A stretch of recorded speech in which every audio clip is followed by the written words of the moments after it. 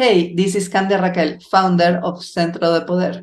Welcome to the Sensual Sessions podcast, the place to explore sensing pleasure through your senses and expressing your pleasure in a way that is completely free from inhibition. And today we have a very special guest. This is Rodrigo Suarez. He is an Alexander Technique teacher and a cello musician. Welcome, Rodrigo. Thank you. Hello again, Candia. Hello. And I'm also, as well as a cello teacher and an excellent technique teacher and a cello player, I am also a nonviolent communication trainer, which is what I'm going to talk about today. Yeah, this is very important, non-violence communication, and you're a teacher and a trainer. So I am very curious about how to communicate desire and pleasure and boundaries when you are on a sensual context. It can be whether you are enjoying yourself in a massage session or you are in the bedroom with your beloved, like how you say more, less, stop. Yeah, like because I feel this is so fundamental. Like we express so much through actions and through our body, but things can and should be put into words. So no doubt. Yes, sometimes it can sound less romantic if you have to put words into it, but that concern that it's not that should be romantic, so shouldn't be necessary. Actually, stops the real romanticism. So yes, there are many things that happen by themselves when there's a flowing, and words that sometimes are necessary. But for that to happen, usually you need words. You need words to be able to Yes. to set the things necessary for that to happen. Yes. Wow. You need words in order for words not to be needed. It's like Yes. And how can we get to that? Because sometimes it's very challenging to speak your truth sometimes because that has consequences. Like one of the huge consequences is rejection that in my experience was learned at an early age. Like there I say no to to someone in my household, and the answer was like immediate rejection. Like you say no, like you don't comply, well then you are out of the tribe. Like you're risking to become an outcast. Like that radical. Like it was yes or yes, like yes or go to the street.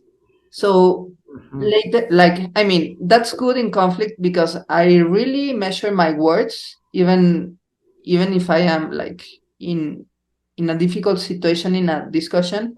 I never say something because I just blurt it out by accident. I am very mindful, and even when even when I really say something, it's because I really mean it. But I don't think that's the way it should be, and definitely it has affected my personal relations because I keep things for myself in a way because I don't want to hurt the other person, and I don't want to not comply because I will risk rejection. So, like, from how can we deal with? with the potential consequences of Hmm. So, talking. there are two sides to it. One is how to say things in a way, how to express things in a way that is less likely that the other person will Okay, listen to them as an attack or as a okay, non-violent. criticism. Yes. So that's one side. And the other side is if the other person does take it like that, how to listen to that person, how to empathize with the person. It doesn't mean that you will, like, if the other person wants something that isn't according to your needs, doesn't mean that you will have to comply to that.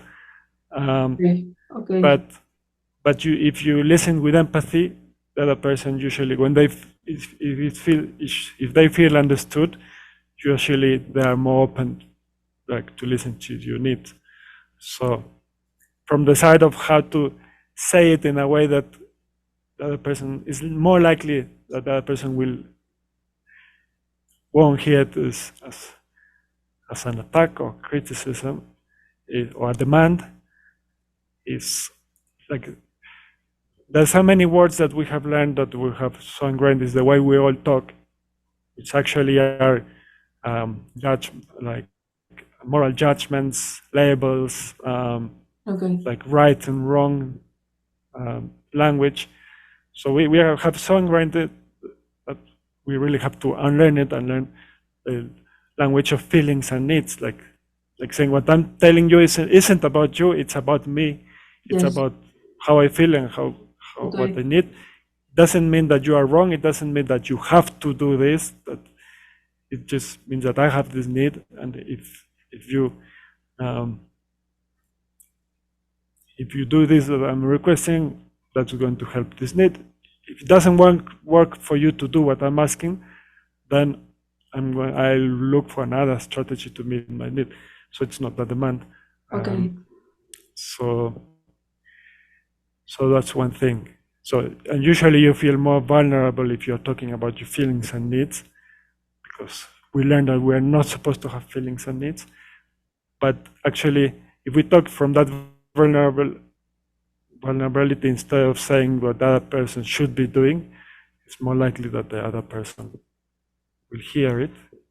Um, so that's that side of how you say it.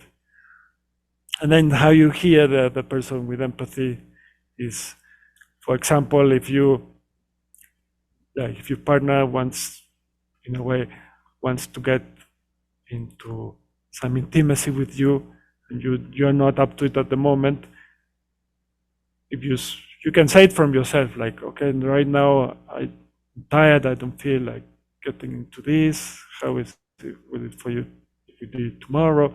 Um, so you're talking about yourself, but even then they might take it personally and they can say, okay, yeah, I'm sorry, I know you don't like me and whatever. I shouldn't have asked. So you can listen empathically, like, okay, so I feel that you feel hurt because you really want to know that you're important for me, and it's important for you to know that this is reciprocal, that I'm attracted to you the same way that you are attracted to me. So Okay. usually if that person feels understood in what they felt, Okay.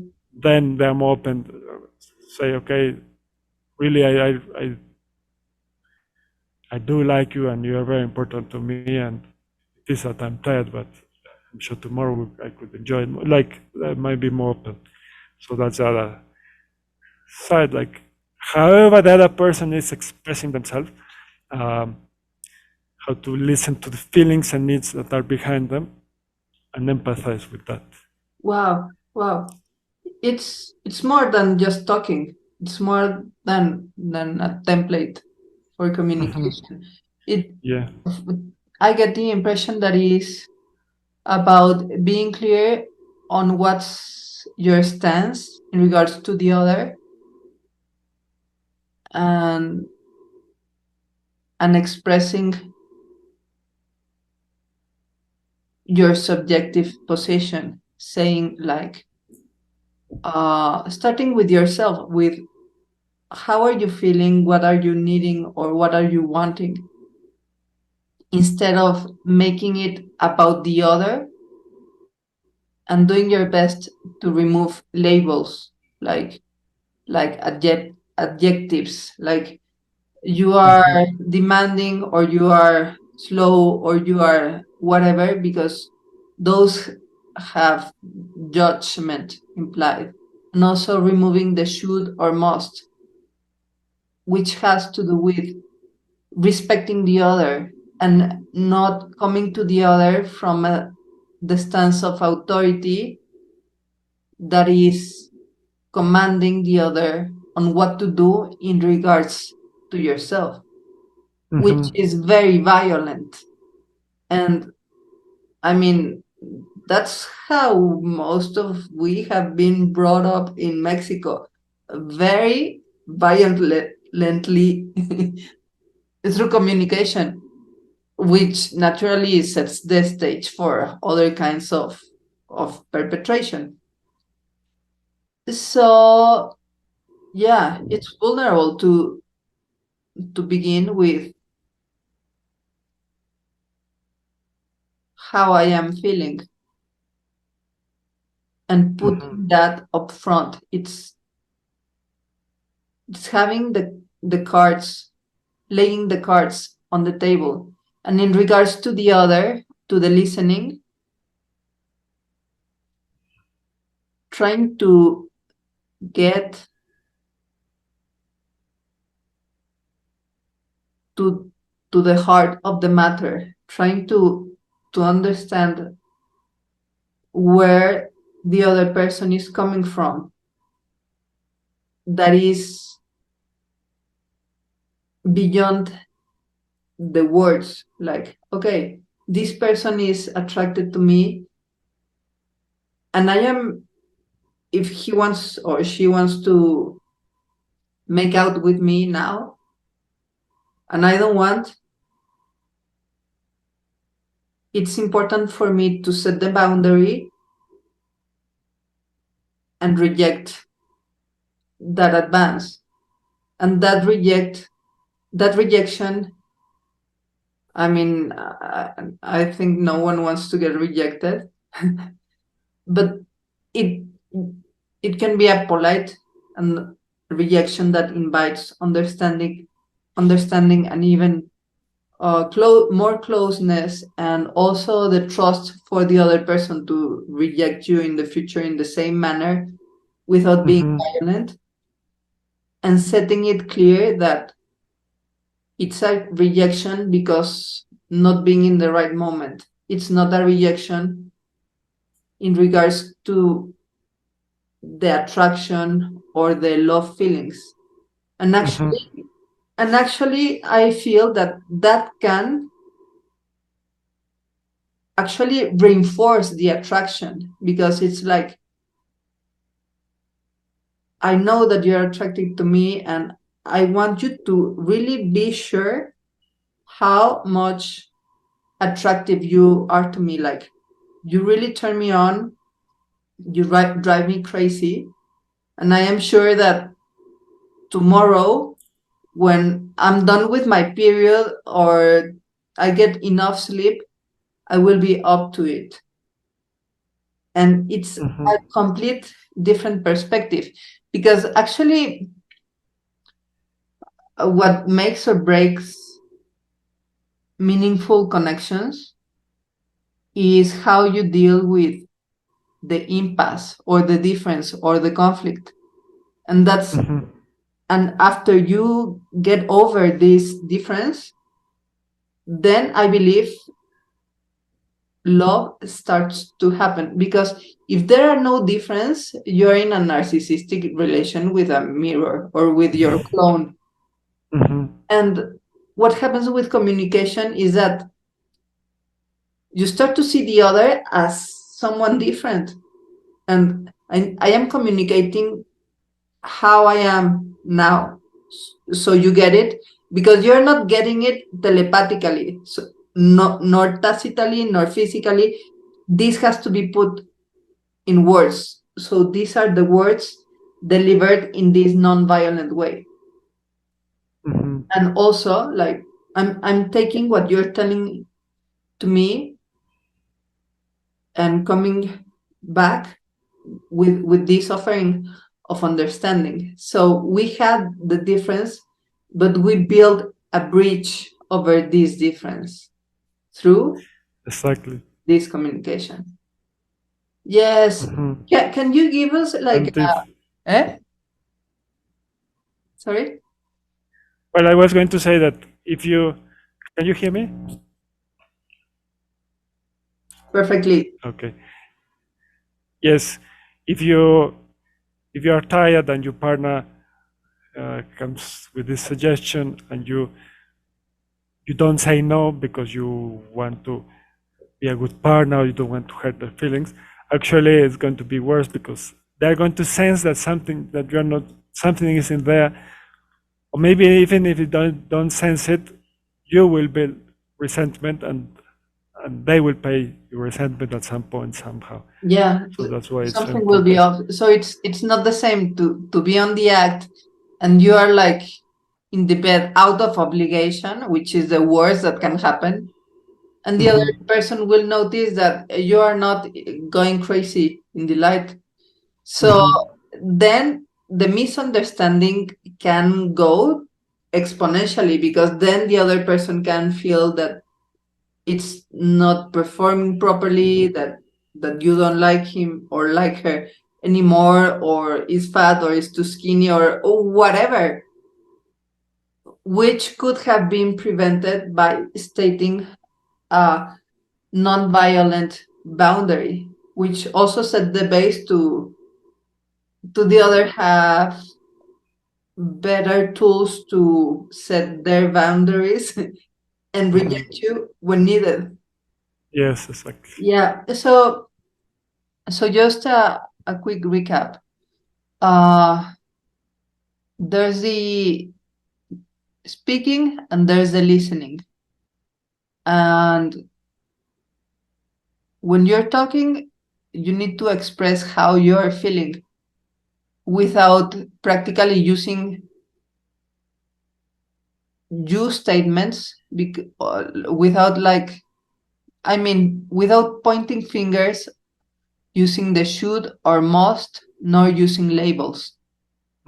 And then making a clear request. And when you are listening, you need to do the same but backwards, like try to understand how the other person is feeling, and then stating your response with a clear reason of what you want to do in regards to where you're standing. And Expressing when you're listening, well, it's like imagine how they're feeling and also what their needs are, and you can ask them to see if you are really understanding. okay, very important. Did I get it right? Am I really understanding? Yeah, so Yes. the other person feel listened. And you know, this is so beautiful because it's a practice of connection. It's like no matter what we are saying or what is going on, the base, the fundamental base that is going on is that there's a we, that I am talking and you're listening, and that you're talking and I am listening. So no matter what happens, no matter what is discussed, we are in this together. And this is fantastic. Exactly. So tell us, Rodrigo, how can we learn more and practice more nonviolent communication? Is this, are we running out of time now? Does it mean we're running Yeah, out? sadly. Okay.